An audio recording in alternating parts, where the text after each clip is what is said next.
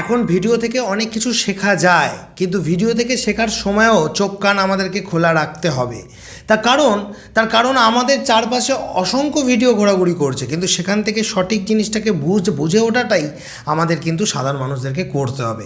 একটা কথা বলি, ছাদের যখন রড বাইন্ডিং হচ্ছে, বিশেষ করে আজকালকার দিনে দেখবেন বড় বড় ফ্ল্যাটেতে যারা যে সমস্ত ইঞ্জিনিয়াররা সাইট ইঞ্জিনিয়ার হিসেবে কাজ করে, তারা যখন নিজস্ব কিছু ইউটিউব চ্যানেল খুলে বসে রয়েছে এবং তারা যখন দেখা যাচ্ছে কার্টেলমেন্ট বারের ফুটেজ তুলে দেখাচ্ছে, এবং সেখানে দেখা যাবে আমাদের মতো কিছু সংস্থা যারা রেসিডেন্সিয়াল প্রজেক্টগুলো করে বেড়াচ্ছে টানা 1 তলা 2 তলা 3 তলা 4 তলা 5 তলা বাড়ি, সেখানে দেখা যাচ্ছে যে ক্র্যাঙ্কড বা বেন্ট আপ বার, সেই বার মানে আমরা এখনও বলছি ক্র্যাঙ্কড বারে কাজ করাতে, তখন কোথাও না কোথাও সাধারণ মানুষ বলছে যে দাদা এখন তো সবাই কার্টেলমেন্ট বারে করাচ্ছে, তো আপনি এখনও কেন আপনার ভিডিও ফুটেজে ক্র্যাঙ্কড বার বা বেন্ট আপ বার, মানে এখন যে স্যাম্পেলটা দেখছেন আপনার পিছনে এই ধরনের রড বাইন্ডিংয়ের ছবি দেখাচ্ছেন, বা আপনারা এখনও কেন ক্র্যাঙ্ক বার এতেই রড বাইন্ডিংয়ের কথা বলছেন, বিশেষ করে স্ল্যাবের ক্ষেত্রে। তো আজকের ভিডিওটা মন দিয়ে দেখলে আমি কিন্তু পরিষ্কার করে দেবো। প্রথমে একটা কথা বলি, এই যে কোনো স্ল্যাব, আমি যদি হাতে একটা কাগজের পাতা নিই, আপনারা সকলে এই পরীক্ষাটা করুন। আমি এর আগেও আমাদের মেন চ্যানেল কুমার কনস্ট্রাকশনে কাগজের পাতা নিয়ে দেখিয়েছিলাম যে একটা পাতাকে যদি আমি স্ল্যাব ভাবি, তার মাঝখানটাকে যদি লোড দিই তাহলে 4টে দিক উপরে উঠে যায়। তাহলে একইভাবে আমাদের ছাদের ক্ষেত্রেও মাঝখানে যদি লোড পড়ে, মাঝখানটা নিচের দিকে বেঁকে যায়, ওটাকে বলা হয় ইঞ্জিনিয়ারিং ভাষায় পজিটিভ বেন্ডিং। আর ওই যখন মাঝখানটা নিচের দিকে বেঁকে, তখন মানে একই সাথে যে চারদিকটা উপরে ওঠে, ওটাকে ইঞ্জিনিয়ারিং ভাষায় বলা হয় নেগেটিভ বেন্ডিং। অর্থাৎ নিচের দিকের ব্যাঁকাটাকে আমরা পজিটিভ ধরি, উপর দিকে যে ব্যাঁকাটা উল্টোটাকে সেটাকে নেগেটিভ ধরি। তাহলে একইভাবে এই কনসেপ্টটাকে আটকানোর জন্য আমরা যখন ছাদে রড বাইন্ডিং করি, আমরা সবসময় কি বলি যে দুভাবে রড বাইন্ডিং করা যেতে পারে। আগেকার দিনে যখন নর্মাল বাড়িগুলো হতো, তখন কিন্তু রিসার্চ ওই জায়গায় ছিল না। আগেকার দিনে পুরনো বিল্ডিংগুলোতে দেখা যেত যে আড়াআড়ি রড পড়ে যেত, লম্বালম্বি রড পড়ে যেত, এক লেয়ার, যেমন এখন আমরা ফাঙ্কারগুলোর ক্ষেত্রে, ছোটো ছোটো লফটগুলোর ক্ষেত্রে করে থাকি, ছোটো ছোটো ছাদগুলোর ক্ষেত্রে। তো তখন বড় বড় ছাদের ক্ষেত্রেও নর্মাল রড বাইন্ডিং হতো। আর সেই নর্মাল রড বাইন্ডিংয়ে ধরুন একটা সাপোজ ঘর আছে 10 ফুট বাই 12 ফুট, 10 ফুটের দিকটা ছোটো, সেদিকে আড়াআড়ি রড পড়ে যেত, তারপর 12 ফুটের দিকে লম্বালম্বি রড পড়ে যেত, ব্যাস 3.5 ইঞ্চি একটা স্ল্যাব ঢালাই হয়ে যেত, ছাদের কাজ শেষ। আর সেই সময় আস্তে আস্তে দেখা যেত যে একটা সময়ের পর উপরে যখন লোড আসতো, যে সেই ছাদ মাঝখানের দিকে ফাটল আসতো। তো সেই ফাটলকে আটকানোর জন্য কি করা হলো, যে ওই সমস্ত ঘরের মাঝখানে একটা করে বিম দেওয়া শুরু হলো, যেটাকে রূপ বিম বলা হয়। তাহলে প্রতিটা ঘরের মাঝখানে, বিশেষ করে দেখবেন পুরনো লোড বিয়ারিংয়ের বাড়িগুলো, যেগুলো এখনও যে আপনারা যে বাড়িগুলোতে থাকেন বাবা দাদুরা বানিয়ে গেছে, সেখানে দেখবেন আগেকার দিনে ওই নর্মাল রড বাইন্ডিংয়ের ঘরের মাঝখানে একটা করে ওই রূপ বিম দেওয়া আছে। তাহলে কী হতো, সেখানে কনসেপ্টটা ছিল যে আমি কাগজের পাতাটাকে নিয়ে যদি ভাবি, আমার কাছে এখানে কোনো পাতা থাকলে আমি হয়তো দেখাতাম, যাই হোক। তো আপনি কল্পনা করুন আমার হাতটাকেই মানে কাগজের পাতার জায়গায়, তো এর মাঝখানটা যদি চাপ দিই তাহলে এরকমভাবে ঢুকছে, দুটো দিক উপরে উঠছে। তাহলে আমরা কি করতে পারি, নয়তো আমরা এই নিচের দিকে ঢোকাটাকে আটকানোর জন্য তলার দিকে একটা বিম দিতে পারি, তাহলে আর এই নিচের দিকে ঢুকবে না, কারণ নিচে একটা বিম আছে। তাই আগেকার দিনের লোড বিয়ারিং বাড়িগুলো যদি দেখেন এখনও, বা এখনকার দিনেও যে লোড বিয়ারিং বাড়িগুলো আমরা বানাই, যে 10 feet by 14 feet, 11 feet by 15 feet, এই ধরনের ঘরগুলোর মাঝামাঝি একটা করে কিন্তু বিম দেওয়া আছে। তাহলে ওই স্ল্যাবটা যদি মাঝখানে যে ওই যে বললাম না পজিটিভ বেন্ডিং, ওই জায়গাটায় কিন্তু সাপোর্ট পেয়ে যাবে, কারণ নিচে একটা বিম দেওয়া আছে, তো ঢুকতে পারবে না। এবার আমি যদি নিচে ওই মাঝখানে বিমটাকে সরাতে চাই, আমার যদি চারদিকে কলাম থাকে, তার মানে আমি কাগজের পাতাটাকে যদি চারদিক থেকে টেনে ধরি, মানে আমার এটা যদি স্ল্যাব, একে যদি এদিক থেকে চারদিক থেকে টেনে ধরা হয়, তাহলেও তো এটা মাঝখানে বেন্ডিং হবে না। তাহলে সেক্ষেত্রে কী করতে হবে, চারদিক থেকে ওই টানটা ধরে রাখার জন্য চারদিকে ওয়াল বিম থাকতে হবে, ওয়াল বিমের সাথে অ্যাঙ্কার করতে হবে স্ল্যাবের রডকে, যেমন ছবিতে ফুটেজটা দেখছে। এমতো অবস্থায় ছোট ছোট কিছু ঘর রয়েছে যেগুলো 10 feet by 13 feet, 11 feet by 14 feet, এই ঘরগুলোতে ওই ওয়াল বিমের সাথে রডের অ্যাঙ্কার হয়ে স্ল্যাবটা থেকে যায়, নিচের ওই বিমটা লাগে না। এবার ভেবে দেখুন তো, যে একটা ঘর যেখানে ক্র্যাঙ্ক সিস্টেমে রড বাইন্ডিংও করবো, অথচ নিচেও বিম দিতে হবে, তো কারণ তখন সেই স্ল্যাবটা অনেক বড় হয়ে যাচ্ছে, হয়তো 14 ফুটের জায়গায় 18 ফুট লম্বা, 16 ফুট চওড়া আসছে, তখন ক্র্যাঙ্ক দেওয়ার পরও বা ওই বাইন্ডিং করার পরেও আমাকে নিচে বিম দিতে হয়, সেটা ডিজাইন করে আমরা দেখি যে কতটা লোড আসছে, যার পর ওই ক্র্যাঙ্কটা চারদিক থেকে টানটাও ধরে রাখতে পারবে না। এবার ঘটনা হচ্ছে ওই যে আমি বললাম যে কাগজের পাতাটা যখন মাঝখানের দিকে বেঁকে তখন চারদিকে উপরের দিকটা বেঁকতে চায়, সেটাকে আটকানোর জন্য উপরে একটা জাল দরকার।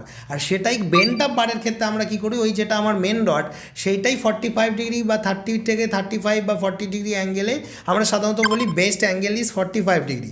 45 ডিগ্রি অ্যাঙ্গেলে ক্র্যাঙ্ক হয়ে, যেটা অ্যারো দিয়ে দেখাচ্ছি, ক্র্যাঙ্ক হয়ে ওটা উপরে উঠে যায়, কারণ ওইটা উপরের ওটা মেন বার হয়ে যায়, যেটা নিচের মেন বার ছিল সেটাই ক্র্যাঙ্কড হয়ে ভাঁজ হয়ে উপরের মেন বার হয়ে যায়। এখন ভেবে দেখুন এখানে একটা জিনিস খুব ইজিলি হয়, যে কারণ আমার আলাদা করে বার লাগছে না, ওই বারটাই অল্টারনেট ক্র্যাঙ্কের ক্ষেত্রে একবার ডান দিকে একবার বাম দিকে ক্র্যাঙ্ক হয়ে 2 ওয়ে স্ল্যাবের ক্ষেত্রে চারদিকে ক্র্যাঙ্ক হয়ে যাচ্ছে।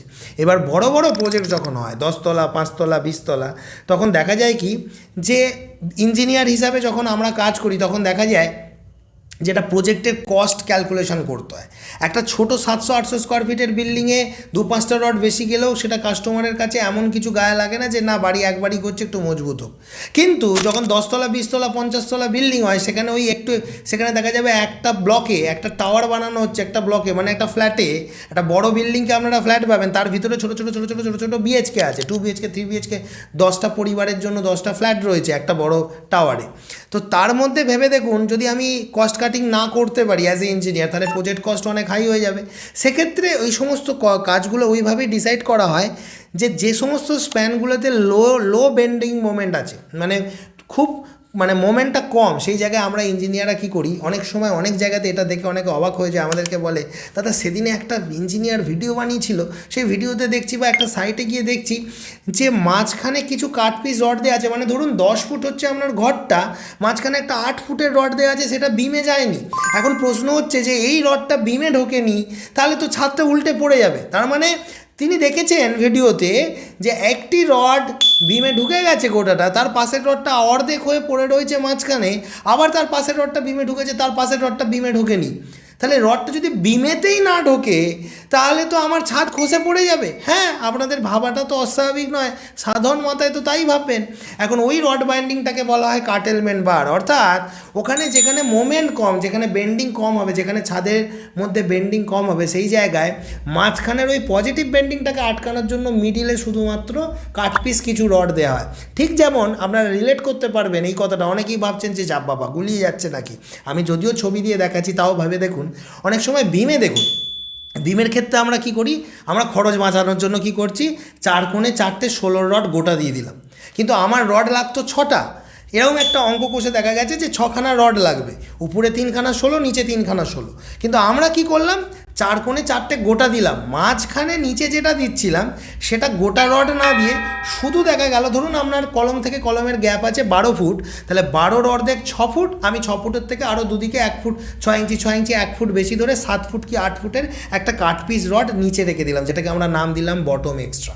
এবার ভেবে দেখুন অনেকের মনে প্রশ্ন হবে, ঝাপ বাবা ওই রডটা কলমেতে ঢুকলোই না, তাহলে ওই মাঝখানে ওইটুকু রডটা দিয়ে লাভ কী হলো, সে যখন বেঁকবে আটকাতে পারবে, ও তো ভাসছে শূন্যে না।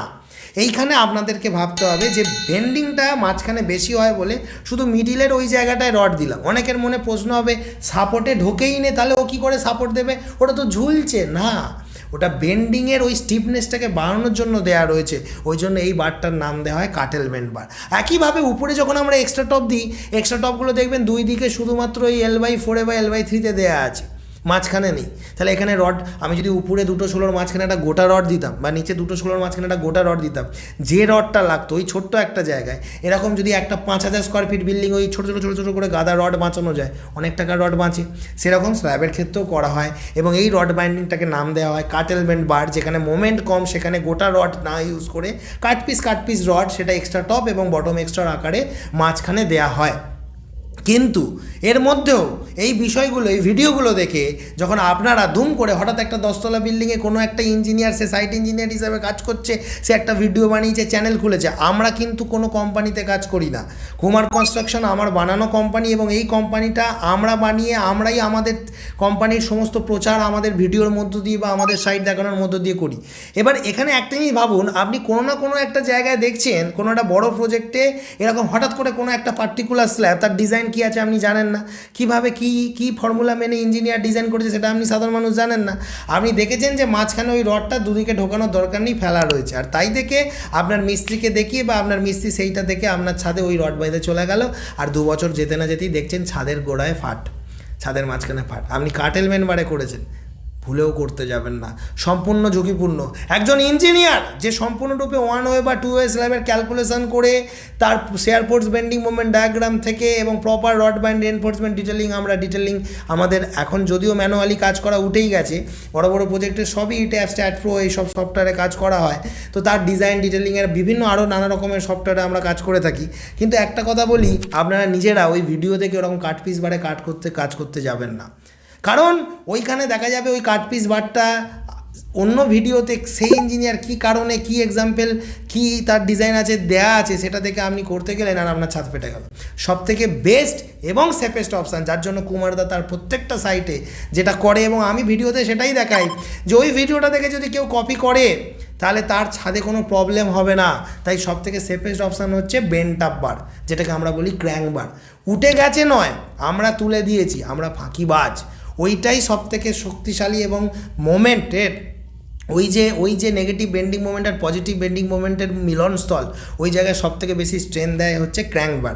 ক্র্যাঙ্ক বারই হচ্ছে সবথেকে শক্তিশালী দেন কাটেলমেন্ট বার। কাটেলমেন্ট বার কাজকে সহজ করায়, খরচ বাঁচায়, বড় বড় প্রজেক্টের কস্টকে কমায়, এটাই হচ্ছে সবথেকে বড় ব্যাপার।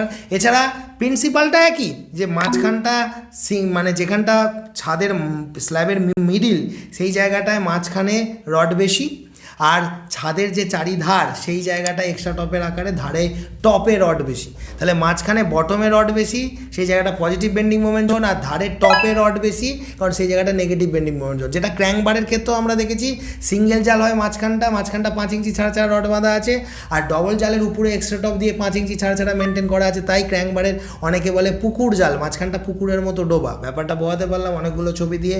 যারা বুঝতে চাইছেন ব্যাপারগুলোকে, আমি তাদেরকে একটাই কথা বলছি, ওই কাটেলমেন্ট বারের পেছনে অযথা ছুটতে যাবেন না। সেটা একজন ইঞ্জিনিয়ার যদি ডিজাইন করে দেয়, সে যদি তার স্পেসিফিকেশান দিয়ে দেয় তবেই করবেন, নিজেরা করতে যাবেন না। তার থেকে ক্র্যাঙ্ক বারে রড বাইন্ডিং করা অনেক সেফ এবং কম ঝুঁকিপূর্ণ। বোঝাতে পারলাম?